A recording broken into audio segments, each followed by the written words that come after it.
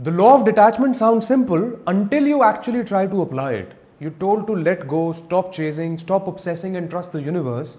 And for a while, it feels like it should work. But the moment you actually try to do it, something strange happens. You start wondering if you've really let go. You catch yourself thinking about it again, and you start monitoring your own thoughts, asking, am I still too attached? And suddenly, you're thinking about the very thing more than before.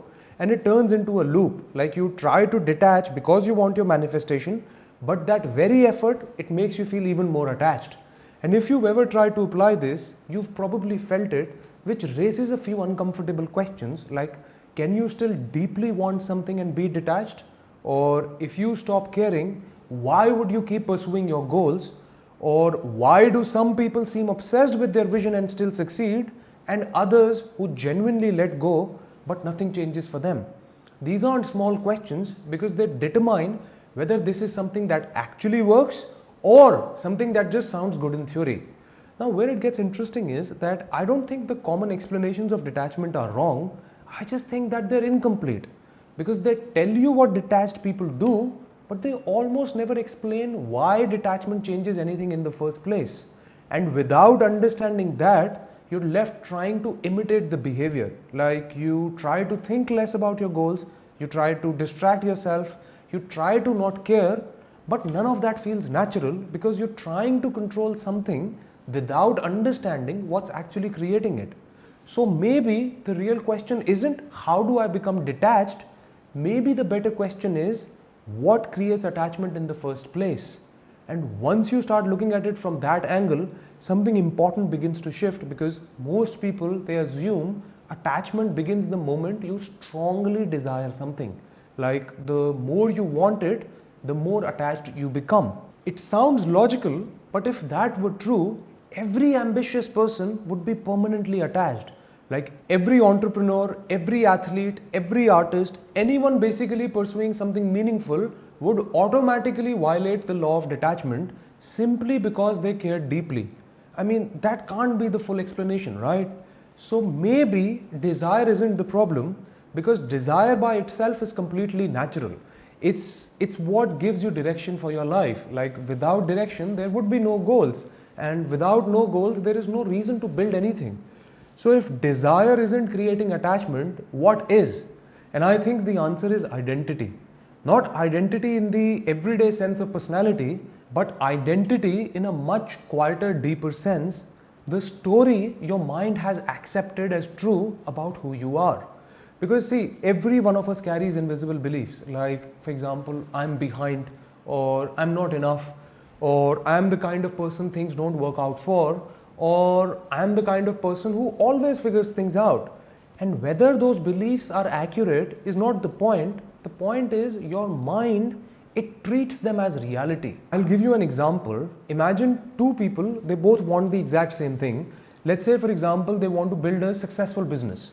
From the outside, they look identical. Like they both work hard, they both care deeply, they both think about their vision every day.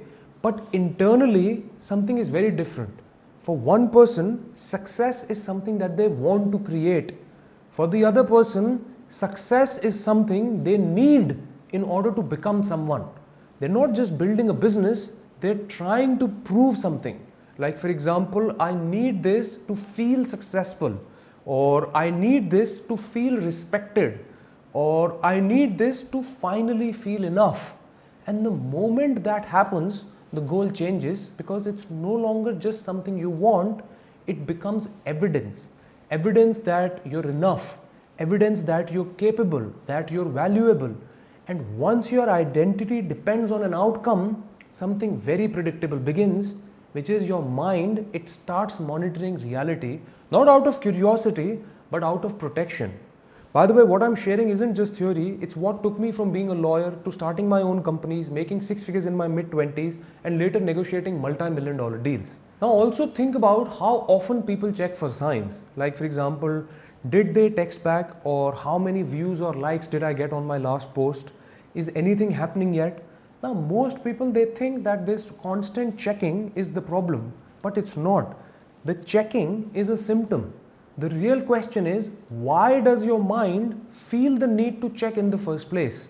Because if your identity is emotionally invested in the answer, checking becomes automatic. For example, imagine that you're applying for a job you really don't care about. You'll check your email maybe once or twice. But now imagine you're applying for that one opportunity you believe will change your entire life. You'll constantly check. It's the same situation, just a different identity. The behavior didn't change because of the opportunity, it changed because of the meaning your identity attached to it. And this shows up everywhere. Like on social media, some people they post and move on. Others, however, check the likes every few minutes. Not because they care more about the numbers, but because those likes, those numbers, they've become evidence of something. Evidence that they matter, that they're accepted, evidence that they're respected and they're valuable. The likes aren't creating the attachment, the identity is. And the same thing happens in relationships as well. One person enjoys being with someone because they genuinely love them. Another person needs the relationship to feel complete. Both may love deeply, but only one person's identity depends on the relationship continuing exactly as they hope, which means every delay, every disagreement, every unanswered message, it feels emotionally significant. Not because of what happened, but because of what it seems to say about who they are. Now bring that back to manifestation. When your identity quietly believes I'll finally be enough when this happens, your attention, it changes automatically. You begin scanning reality for confirmation, and every day becomes an evaluation. Every setback, it becomes a verdict, and every delay feels like evidence that something is still missing. And what's fascinating is that most people respond by trying to stop checking. Like they tell themselves that I need to let go, I need to detach, and I need to stop thinking about it. But that's like treating the smoke while ignoring the fire. Because the checking is not generating the attachment, the checking is revealing it. It's showing you where your identity has become emotionally dependent on a future event. And until that dependence changes, the behavior naturally returns. This is why detachment feels so difficult to fake. You can force yourself not to check your phone for a few hours, like you can distract yourself or you can even be busy, and you can repeat affirmations telling yourself you've let go. But if your identity is still waiting for that outcome to decide who you are, the attachment hasn't disappeared, it's simply gone quiet for a while. Eventually your attention comes back because your identity is asking the same unanswered question, am I enough yet? Once I saw this, I realized something that completely changed how I understood the law of detachment. Attachment isn't created because you want something. Attachment is created because your identity has outsourced its sense of self to something that hasn't even happened yet. That's the missing variable, not desire, identity. And now if identity is the missing variable, then something very interesting happens. The entire law of detachment, it starts looking completely different. Because notice what we've done. We haven't removed desire, we haven't told ourselves to stop caring, we haven't convinced ourselves that goals don't matter. Instead, we've separated the two things most people accidentally combine, desire and identity. Desire says like, this is something I'd love to experience, and identity says, this is who I am. Those are completely different conversations. The problem begins when they merge. When the mind, it quietly turns, I want this, into I need this in order to become someone. That's the moment attachment is born, and once attachment is born, everything else follows naturally.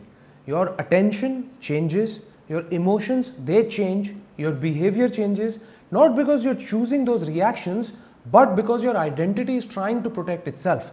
This is why people who often describe attachment as feeling exhausting, it is because you're not simply pursuing a goal anymore, you're carrying the emotional weight of believing your future is responsible for completing your present. That's an impossible job for any future outcome, because even if you achieve it, your identity quickly finds the next condition.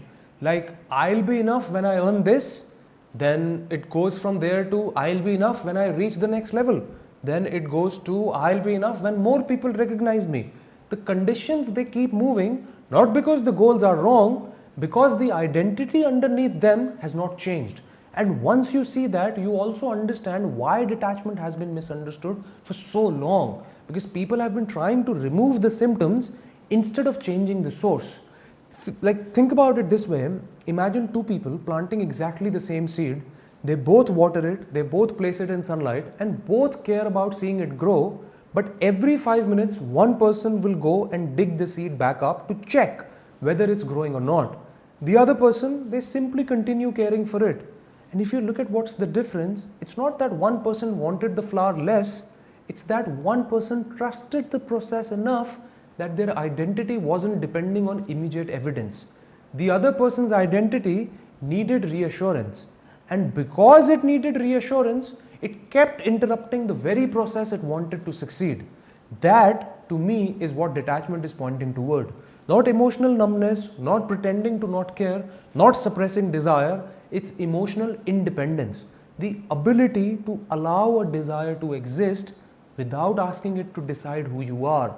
And that's a very different way of living, because now your actions, they begin coming from wholeness instead of lack.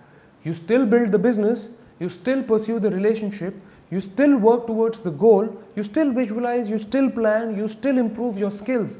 None of that changes. What changes is the emotional conversation happening underneath those actions. You're no longer thinking, if this works, then I'll finally become enough. You're thinking, I already know who I am. The goal is simply one expression of that identity. That distinction changes everything, because identity always comes before behavior. Behavior doesn't create identity, it reflects it. And when you understand that, detachment stops being something you practice, it becomes something that naturally emerges. The moment your identity no longer depends on a future event, attachment loses the reason it existed. That's the law of detachment, not caring less, just refusing to let your future decide who you already are. If you also want to see the same breakdown for the law of vibration or quantum manifestation, the links are in the description and on your screen, and I'll see you there.